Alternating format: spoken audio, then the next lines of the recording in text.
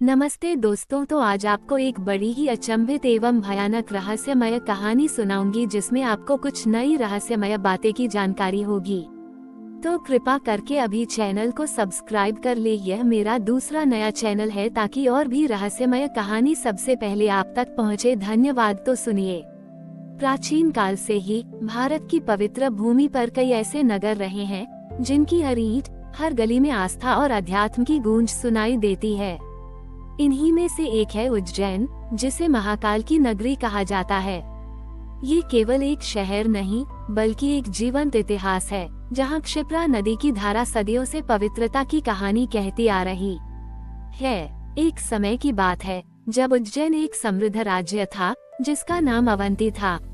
यहाँ के लोग अत्यंत धार्मिक और शांतिप्रिय थे। राजा भी धर्मपरायण था जो अपनी प्रजा का पुत्रवत पालन करता था। अवंती की पहचान भगवान शिव के पवित्र महाकालेश्वर ज्योतिर्लिंग से थी, जो यहाँ अनादि काल से विराजमान है। माना जाता है कि इस ज्योतिर्लिंग में स्वयं भगवान शिव अदृश्य रूप में निवास करते हैं और यह पृथ्वी पर एकमात्र ऐसा ज्योतिर्लिंग है जहाँ शिव दक्षिण मुखी हैं। उज्जैन की आत्मा उसकी जीवनदायिनी क्षिप्रा नदी में बसती है।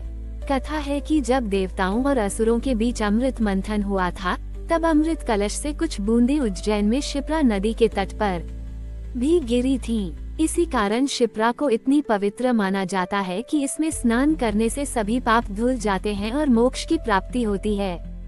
राजा चंद्रसेन के शासनकाल में उज्जैन पर एक बार भयानक संकट आया। पड़ोसी राज्य का एक क्रूर और अधर्मी राजा शंखचूड़ उज्जैन पर आक्रमण करने की योजना बना रहा था। शंखचूड़ शिव का विरोधी था और उसने प्रण लिया था कि वो महाकालेश्वर मंदिर को ध्वस्त कर देगा। उज्जैन की प्रजा इस आसन संकट से भयभीत थी। उन्होंने अपनी रक्षा के लिए भगवान महाकाल से प्रार्थना की। राजा चंद्रसेन भी महादेव के अनन्य भक्त थे। उन्होंने अपने मंत्रियों और पुजारियों के साथ मिलकर महाकालेश्वर मंदिर में अखंड जाप छोटे उरू किया। पूरा उज्जैन महाकाल के जयकारों से गूंज उठा। लोगों ने क्षिप्रा के पवित्र जल में स्नान कर अपनी आत्मा को शुद्ध किया और भगवान से अपने नगर की रक्षा की गुहार लगाई। जब शंखचूड़ अपनी विशाल सेना के साथ उज्जैन की सीमा पर पहुंचा, तो एक अद्भुत घटना घटी। महाकाल मंदिर से एक तीव्र ज्योति निकली जिसने पूरे नगर को अपनी आगोश में ले लिया। शंखचूड़ की सेना जैसे ही उस ज्योति के करीब आई, वे भ्रमित होने लगे। उनके अस्त्र शस्त्र काम नहीं कर रहे थे और उनके सैनिक एक दूसरे से लड़ने लगे। उसी क्षण महाकाल मंदिर से स्वयं भगवान शिव का एक विकराल रूप प्रकट हुआ, जो अंधकार पर विजय पाने वाले महाकाल थे। उनकी गर्जना से धरती का आप उठी और शंखचूड़ की सेना में हाहाकार मच गया। महाकाल ने पलक झपकते ही शंखचूड़ और उसकी सेना को भस्म कर दिया, जिससे उज्जैन पर आया संकट टल गया। इस घटना के बाद उज्जैन नगरी में भगवान महाकाल की महिमा और भी बढ़ गई। लोगों ने ये समझ लिया कि महाकाल केवल एक देवता नहीं बल्कि इस नगरी के शाश्वत संरक्षक हैं। क्षिप्रा नदी और महाकाल मंदिर उज्जैन की पहचान बन गए, जहां हर 12 साल में सिंहस्थ कुंभ मेला लगता है, जो दुनिया भर से करोड़ों श्रद्धालुओं को अपनी ओर आकर्षित करता है। आज भी उज्जैन आध्यात्मिकता, शांति और आस्था का एक जीवंत प्रतीक है। महाकाल और क्षिप्रा नदी का आशीर्वाद इस नगरी पर सदैव बना रहता है, जो हर भक्त का मोक्ष का मार्ग और आंतरिक शांति प्रदान करता है। महाकाल द्वारा शंखचूड़ का विनाश करने के बाद उज्जैन नगरी में सुख, शांति और समृद्धि लौट आई। राजा चंद्रसेन और उनकी प्रजा ने महाकाल के प्रति अपनी अटूट भक्ति और भी गहरी कर ली। ये घटना उज्जैन के इतिहास में एक मील का पत्थर बन गई, जिसने नगर को दैवीय संरक्षण का प्रतीक बना दिया। उज्जैन केवल अपनी धार्मिक महत्ता के लिए ही नहीं बल्कि खगोल विज्ञान और कालगणना के केंद्र के रूप में भी प्रसिद्ध हुआ। प्राचीन भारत में उज्जैन को पृथ्वी का केंद्र माना जाता था, जहां से समय की गणना की जाती थी। यहाँ जंतर मंतर वेधशाला का निर्माण किया गया था, जहां प्राचीन भारतीय खगोलविदों ने ग्रहों, तारों और समय की गति का गहन अध्ययन किया। यह माना जाता था कि उज्जैन से गुजरने वाली शून्य देशांतर रेखा के कारण यहाँ कालगणना अत्यंत सटीक होती थी। महाकाल के साथ काल भैरव का गहरा संबंध भी समय के इस पहलू को दर्शाता है, जहाँ शिव स्वयं महाकाल यानी महान समय के नियंत्रक हैं। हर 12 साल में जब बृहस्पति ग्रह सिंह राशि में प्रवेश करता है, उज्जैन में सिंहस्थ कुंभ मेला लगता है। ये क्षिप्रा नदी के तट पर आयोजित होने वाला एक भव्य और पवित्र स्नान पर्व है, जहां देश विदेश से करोड़ों श्रद्धालु क्षिप्रा के पवित्र जल में डुबकी लगाने आते हैं। मान्यता है कि कुंभ के दौरान क्षिप्रा में स्नान करने से न केवल पाप धुल जाते हैं, बल्कि जन्म और मृत्यु के चक्र से भी मुक्ति मिलती है। कुंभ मेला केवल स्नान का पर्व नहीं है, बल्कि ये विभिन्न अखाड़ों, संतों, योगियों और भक्तों का एक ऐसा समागम है जहां आध्यात्मिकता अपने चरम पर होती है। इस दौरान पूरा उज्जैन नगर एक विशाल यज्ञशाला में बदल जाता है, जहां मंत्र, रोम और भजनों की गूंज हर दिशा में फैल जाती है। कुंभ मेले के दौरान महाकालेश्वर मंदिर में विशेष पूजा अर्चना और अनुष्ठान किए जाते हैं। शाही स्नान के जुलूस निकलते हैं, जिनमें विभिन्न अखाड़ों के नागा साधु हाथी घोड़े और बैंड बाजे के साथ क्षिप्रा तट पर पहुंचते हैं। ये दृश्य अत्यंत अद्भुत और मनमोहक होता है, जो उज्जैन की सदियों पुरानी परंपराओं और आस्था को दर्शाता है। उज्जैन की आत्मा में महाकाल और क्षिप्रा का ये संबंध इतना गहरा है कि एक के बिना दूसरा अधूरा है। क्षिप्रा का पवित्र जल महाकाल के अभिषेक के लिए उपयोग होता है और महाकाल का आशीर्वाद क्षिप्रा की पवित्रता को बनाए रखता है। ये शहर हमें सिखाता है कि कैसे धर्म, विज्ञान और प्रकृति एक साथ मिलकर एक अद्भुत सभ्यता का निर्माण कर सकते हैं। उज्जैन आज भी उन सभी के लिए एक प्रेरणा है जो जीवन में शांति, ज्ञान और मोक्ष की तलाश में हैं। सदियों बीत गए और उज्जैन ने समय के कई उतार चढ़ावों को देखा। कई साम्राज्य उठे और गिरे, कई शासक आए और गए, लेकिन महाकालेश्वर ज्योति, रलिंग और क्षिप्रा नदी का पवित्र संबंध अचल रहा। उज्जैन ने अपनी प्राचीनता को आधुनिकता के साथ बड़ी खूबसूरती से जोड़ा है, जहां सदियों पुरानी परंपराएं आज भी जीवंत हैं और नई पीढ़ी भी अपनी जड़ों से जुड़ी हुई है। आज का उज्जैन केवल एक तीर्थ स्थल नहीं, बल्कि एक ऐसा शहर है जहां आध्यात्मिकता, संस्कृति और शिक्षा का संगम होता है।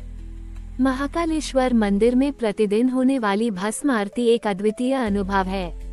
यह आरती सुबह ब्रह्म मुहूर्त में की जाती है, जहां शिव का श्रृंगार चिता की भस्म से होता है।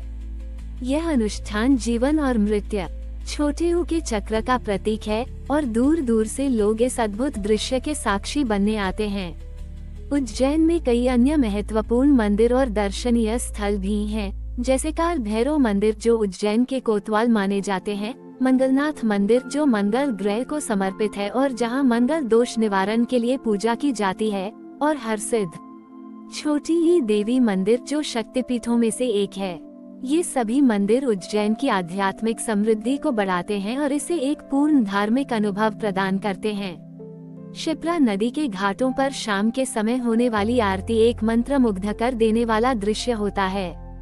असंख्य दिए नदी में तैरते हुए दिखाई देते हैं और मंत्रों तथा भजनों की ध्वनि पूरे वातावरण को पवित्र कर देती है। यह आरती लोगों को जीवन की भागदौड़ से कुछ पल की शांति प्रदान करती है और उन्हें प्रकृति तथा आध्यात्मिकता से जोड़ती है।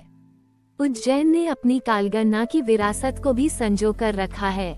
यहाँ की वेधशाला आज भी छात्रों और शोधकर्ताओं को प्राचीन भारतीय खगोल विज्ञान के बारे में जानने का अवसर देती है। ये शहर हमें याद दिलाता है कि हमारे पूर्वज न केवल धर्म में लीन थे, बल्कि विज्ञान और गणित में भी निपुण थे। ये शहर हमें एक महत्वपूर्ण सीख देता है, परिवर्तन शाश्वत है, लेकिन आस्था अमर है। उज्जैन ने हर चुनौती का सामना किया है, लेकिन महाकाल और क्षिप्रा के प्रति उसकी निष्ठा कभी कम नहीं हुई। ये हमें सिखाता है कि जीवन में कितनी भी मुश्किलें आएं, यदि हमारे भीतर विश्वास और नैतिक मूल्य जीवित हैं, तो हम हर संकट से बाहर आ सकते हैं।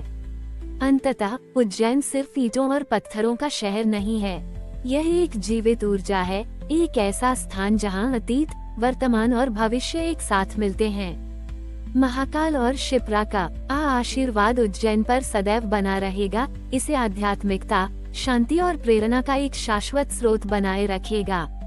यह एक ऐसी नगरी है जो हर आगंतुक को न केवल एक तीर्थयात्रा का अनुभव कराती है, बल्कि उसे अपने आंतरिक स्व से भी जोड़ती है और जीवन के गहरे अर्थों की खोज करने में मदद करती है।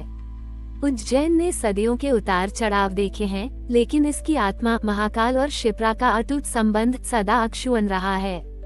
आधुनिक युग में जहां विश्व तेजी से बदल रहा है और भौतिकवाद हावी हो रहा है, उज्जैन एक ऐसे प्रकाश स्तंभ के रूप में खड़ा है जो हमें अपनी आध्यात्मिक जड़ों से जोड़े रखता है।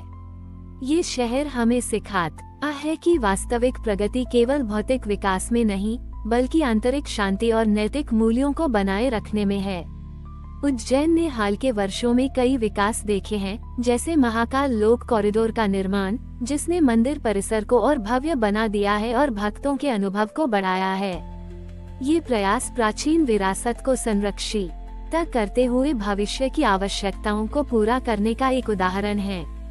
ये दर्शाता है कि उज्जैन अपनी परंपराओं को आधुनिकता के साथ सहजता से एकीकृत कर सकता है, जिससे ये सभी आयु वर्ग के लोगों के लिए एक आकर्षक गंतव्य बन सके। इस शहर की हर गली में एक कहानी है, हर घाट पर एक प्रार्थना है और हर पत्थर में एक इतिहास है। जब क्षिप्रा के किनारे भस्म आरती की पवित्र लौ उठती है, तो ये केवल एक अनुष्ठान नहीं होता, ये जीवन की क्षणभंगुरता और आत्मा की अमरता का एक गहन दर्शन होता है।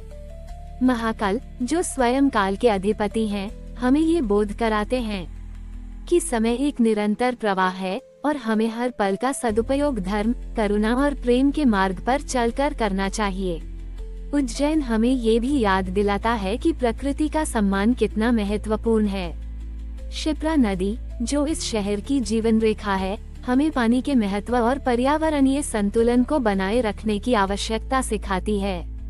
कुंभ मेले जैसे आयोजनों में, जहां लाखों लोग एक साथ स्नान करते हैं, ये सामुदायिक भावना, विश्वास और एक दूसरे के प्रति सम्मान का प्रतीक भी बन जाता है। अंततः उज्जैन सिर्फ एक भौगोलिक स्थान नहीं है, यह एक अवस्था है। यह मोक्ष की अवस्था है, शांति की अवस्था है और दिव्य चेतना की अवस्था है। महाकाल और क्षिप्रा का आशीर्वाद इस नगरी पर सदैव बना रहेगा, इसे आध्यात्मिकता, संस्कृति और प्रेरणा का एक शाश्वत केंद्र बनाए रखेगा। यह एक ऐसी जगह है जहां हर यात्रा केवल एक शारीरिक यात्रा नहीं होती, बल्कि यह आत्मा खोज और आत्मा साक्षात्कार की यात्रा बन जाती है। उज्जैन की भूमि पर कदम रखते ही व्यक्ति को एक अदृश्य ऊर्जा का अनुभव होता है जो उसे जीवन के अंतिम लक्ष्य मोक्ष की ओर ले जाती है। यह नगरी अपने आप में एक पूर्ण ब्रह्मांड है, जो हर उस आत्मा को गले लगाती है जो शांति और सत्य की तलाश में है। हमारी और भी आध्यात्मिक एवं अनोखी कहानियाँ देखने के लिए हमारे चैनल पर जाएं तथा धार्मिक एवं पौराणिक अनोखी कहानियाँ हमारे चैनल पर है। कृपया जाके देखें तथा हमारे चैनल को सब्सक्राइब करके रखें और वीडियो लाइक जरूर करें। धन्यवाद।